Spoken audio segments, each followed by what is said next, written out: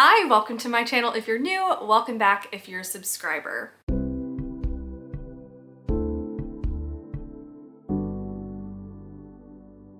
Today I will be sharing with you my anticipated thriller book releases that came out this month or are still going to come out this month. I have a list here that I'm really excited to talk about. I obviously love thrillers. This channel is very thriller based and some of these sound very, very interesting. So I have the list in front of me and I can't wait to dive into the video. But before we do so, if you're not already subscribed, make sure to hit that subscribe button. I saw that a lot of my viewers who watch my videos haven't actually subscribed yet, so it would help my channel a lot if you do subscribe and it would mean a lot to me. So without further ado, let's get into the video. So today we're going to start with some books that came out on the first of the month, and the first book is The Maid's Diary, and this one is by Loreth and White. So this is about a maid and she loves snooping around in her wealthy clients' houses, but one day she discovers a disturbing secret. Then a cop is called to the same house, and it's called the Glass House because there's a ton of windows and it's super luxurious, and they guess that the victim isn't alive because it's super bloody, but they couldn't find the victim. And so the maid is missing and the only witness is this elderly neighbor, so they don't know where she is, and a detective has to try to figure out what was going on. And of course, as thrillers usually are, nothing is as it seems, so this one sounds interesting. It makes me think of how so many wealthy houses have so many exposed glass windows. Whenever I pass houses like that, it makes me so nervous because I can't imagine just keeping my, shades and curtains open all night. But a lot of wealthy houses probably feel secure in their houses. They have like security systems and all that. But it makes me so nervous seeing that. I always make sure to close my shades at night. But this one looks interesting. I'm hoping that we get diary entries. I'm not really sure if that's the case, but given by the title, I hope we get diary entries. So let's move on to the next book. So The Running Girls by Brolly also came out on the 1st. So 2 murders happened and they're 20 years apart, and the suspect might actually be innocent. So Annie Randall took her dog out for a walk 20 years prior and she never returned, and her husband was the lead suspect, and so he was sent to prison for years. Everyone thought he was responsible, but now he has done his time and he has been released from prison. And so a detective is actually married to Randall's son, and so this obviously complicates things. And she takes the lead for this new investigation that they start to suspect has the same killer. Complicates things because she's involved in the family and she needs to try to figure out if he's responsible for this current murder and if he actually was innocent from the murder 20 years ago. The next book I want to talk about is Mothered by Zoje Stage, and this one makes me kind of nervous because the premise sounds really good and really intense, but I did read Getaway by the same author and it was very, very disappointing because I thought it was going to be a lot like the movie The Descent, which is one of my favorite horror movies of all time, and it just did not live up to that movie. It was so sad because I love that movie so much. The concept seems so similar. That one is about these friends reuniting. They have this past that you don't know what happened, but it's a tumultuous past together, and they're again trying to rekindle their friendship, go on this backpacking trip out in the wilderness, but things go wrong and they get stuck, and that is very similar to the synopsis of what The Descent is about. But I just did not like the direction that book took. I felt like it was really repetitive and the writing just didn't work really well for me, but I do want to give this author one more shot because this one sounds really interesting. This one says, a claustrophobic psychological thriller about one woman's nightmarish spiral while quarantined with her mother. So this is a quarantine book, which I've never read anything kind of taking place during quarantine. So it sounds like the main character's mother moves in with her to quarantine with her, but they have a really rough relationship. And obviously things go wrong really fast in quarantine. You're stuck with the person for so long. I'm sure everyone has their own experiences with who they ended up quarantining with and that whole phase of our lives, but obviously this goes very, very poorly. And the main character catfishes people online, and the mother gets really, really upset about this. And also the main character has nightmares that are starting up about her twin sister who passed away years ago. So that's all I know about this one, but it's a setup for something very, very horrifying. The mother-daughter relationship sounds scary, and being stuck in close quarters with someone like that just sounds horrifying. The Institution by Helen Sarah Fields came out on the 2nd, and this one says, to beat them, she'll have to join them. On a locked ward in the world's highest security prison hospital for the criminally insane, a nurse has been murdered and her newborn baby kidnapped. A ransom must be paid and the clock is ticking. Forensic profiler Dr. Connie Woolwine is renowned for her ability to get inside the mind of a murderer. Now she must go deep undercover among the most deranged and dangerous men on Earth and use her unique skills to find the baby before it's too late. She has 5 days to catch the killer. But with the walls of the institution closing in on her, will her sanity last long? So this sounds like it's in a trapped setting, sounds like the stakes are really high, and there's a specific short timeline in the book, so the tension can be really ratcheted up very high. I really enjoy when books have a short timeline, whether that's like, you know, Riley Sager's Survive the Night, taking place over a night, or, you know, No Exit. I think those are really, really intense. So I'm hoping that this one will be equally as intense as those. The next one looks so fun because it involves a reality TV show, and this one is The Golden Spoon. And this is by the author Jessa Maxwell, and it came out on the 7th. So this is a baking competition and it takes place at this massive Gothic estate. So the setting sounds fantastic. If you don't know, I love reality TV shows. I haven't watched many baking competition shows, but I really love reality TV. So I feel like being in a really atmospheric setting, but also reading about, you know, the filming process of something will be very interesting. And basically this sounds like an Agatha Christie style book where there's 6 contestants and then one of them turns up dead.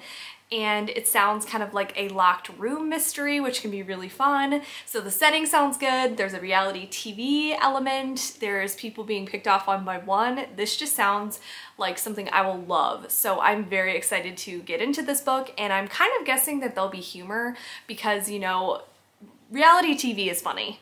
Even if it's not trying to be funny, it is funny. And so seeing the behind the scenes of this is probably going to be really interesting and amusing. What Have We Done by Alex Finlay came out on the 7th as well. This says, a stay-at-home mom with a past, a has-been rock star with a habit, a reality TV producer with a debt, 3 desperate lives, 1 deadly secret. So another reality TV kind of element. It seems like this is becoming really popular in books. So the characters in this were best friends and met years ago when they were living in this group home when they were orphans. So back in the past, there were some kids that went missing and the home was actually shut down. And so now in the present, they are reunited because someone is trying to kill them. So I love this trope when it is a group of friends with a past, especially a dark past, reuniting and trying to either fight against each other or fight with each other to survive. The next book that came out on the 7th is Royal Blood, and this is by Aimee Carter. An American girl becomes the British monarchy's greatest nightmare in this thrilling new series where royal scandals just got deadlier. As the King of England's illegitimate daughter, 17-year-old Evan Bright knows a thing or two about keeping secrets. But when she's forced to spend the summer in London with her father and the royal family, who aren't exactly thrilled she exists, her identity is mysteriously revealed, and suddenly the world is dying to know every juicy lie the press prints about her. After a fun night turns deadly and Evan becomes the primary suspect in a murder investigation, the escalating rumors and fallout threaten to tear her life apart. As she fights to uncover the truth about what happened, she discovers royal secrets that are even more scandalous than she imagined. Secrets that could change the monarchy forever, and her own may be next. So this looks like a fun time. I haven't read anything about monarchy, so I think the setting for this one will be interesting. And the cover looks super cute too. Missing Clarissa by Ripley Jones came out on the 7th as well. In a gripping novel perfect for fans of Sadie and A Good Girl's Guide to Murder, 2 best friends start a true crime podcast, only to realize they may have helped a killer in the process. So I enjoyed both of those books that are mentioned on the blurb. And again, I love books with true crime podcasts in them. I love podcast elements, and whenever there's snippets from them and you read them on audiobook, they usually are produced where you're listening to something that sounds like a podcast. So it really enhances the reader experience. So I'm hoping that that's the case for this one if I can get my hands on the audiobook. But this is a YA book like those others, and it sounds like in 1999, a popular cheerleader disappeared into the woods during a party and never returned, and this captured the media's attention. And the case was never solved and went cold, but 20 years later, 2 high school students start a true crime podcast trying to solve the case. So this really sounds very similar to A Good Girl's Guide to Murder, so I hope it lives up to that book because I love that book a lot. I need to continue in the series. but the first one was so much fun with the mixed media and I was gripped the whole time. A Death at the Party by Aimee Stuart came out on the 7th as well, and I really love the floral color for this. It is very springy. So this says it takes place over a single day as a woman prepares for a party that goes horribly wrong. So like I said earlier in the video, I really like when books take place in a short time frame. I feel like this allows for the tension to be really high and for the pacing to be very fast. And the description for this one is very vague. It basically sounds like the main character finds herself in the basement over a bloody body with a party going on upstairs. The Family Bones by Elle Marr came out on the 7th as well. This one has the reunion trope, which is one of my favorite tropes in thrillers, and it's also an isolated setting, which again is one of my favorites to read about. So the main character, Olivia, is a true crime buff, and actually psychopathy runs in her family. And her fiance really wants to meet her new family, and that's obviously an uncomfortable situation, but her family is holding this reunion in the mountains. And so she wants her fiance to meet them, she begrudgingly brings him, and she goes to this reunion. And she goes there to try to get some more information for her podcast. But of course, as always, a storm sets in and they're isolated on this mountain all together. And her cousin is found dead in the lake and another family member disappears. So this also sounds like, you know, a locked room mystery. People are being picked off one by one, you are suspicious of everyone, and I'll be really interested to see if the main character has psychopathic tendencies. So this one sounds very intriguing. I'm wondering if the podcast element will be worked into the book.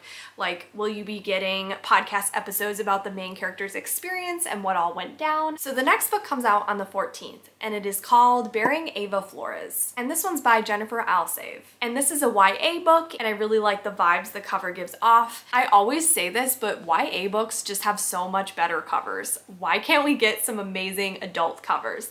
They exist, but YA covers just look so much better. They're so much more appealing, and especially for horror and thriller books, they just hit the mark so well, and I wish that adult books would be this intriguing on the outside because we need some of that YA cover energy moving to adult books. I don't know why it doesn't happen. Let me know in the comments if you feel the same way. This one says, everyone thinks I killed Ava Flores.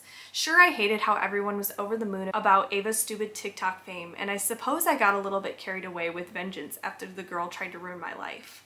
When my friend gave me that leather journal, I'd never felt so much power in my life. It was intoxicating. Who wouldn't have done what I did to Ava?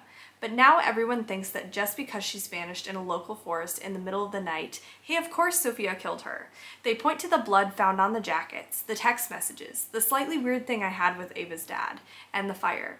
But the whole thing is far more complicated than you'd think. So what happened to the horribly obnoxious Ava Flores at the end of the school year? I can't really say. The next book is coming out on the 21st, and it's called How I'll Kill You. And this one is by DeStefano. And this one sounds really interesting. It is about 3 triplets, and they lure men in by their beauty and then murder them. And so now it's the main character's turn, and she meets this man, but she starts falling in love with him. But the problem is she is supposed to kill him. So that's all I know about this one. Usually I feel like the twin trope is done too much, but I feel like in this one it could be very interesting.